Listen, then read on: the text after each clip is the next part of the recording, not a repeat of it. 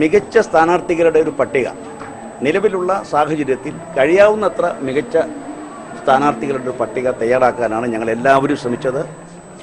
കേരളത്തിലെ കോൺഗ്രസ് നേതൃത്വം, മുഖ്യമന്ത്രി ശ്രീ ഉമ്മൻചാണ്ടിയും ആഭ്യന്തര വകുപ്പ് മന്ത്രി ശ്രീ രമേശ് ചെന്നിത്തലയും മറ്റ് കേരളത്തിലെ പ്രദേശ് തെരഞ്ഞെടുപ്പ് സമിതിയുടെ പിന്തുണയോടുകൂടി, പങ്കാളിത്തത്തോടുകൂടി, അതുപോലെ ജില്ലകളിൽ നിന്നുള്ള അഭിപ്രായം ആരായാൻ വേണ്ടി നിയോഗിക്കപ്പെട്ട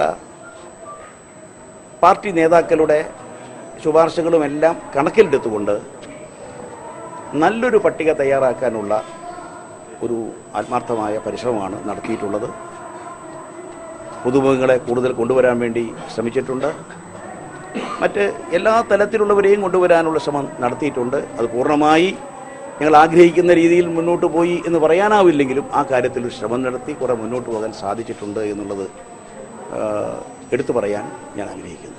സ്ഥാനാർത്ഥി പട്ടിക ഹൈക്കമാൻഡ് പ്രഖ്യാപിച്ചു കഴിഞ്ഞാൽ അതിനെ ചിലപ്പോൾ ചിലർക്കെങ്കിലും വിയോജിപ്പുണ്ടാകാം.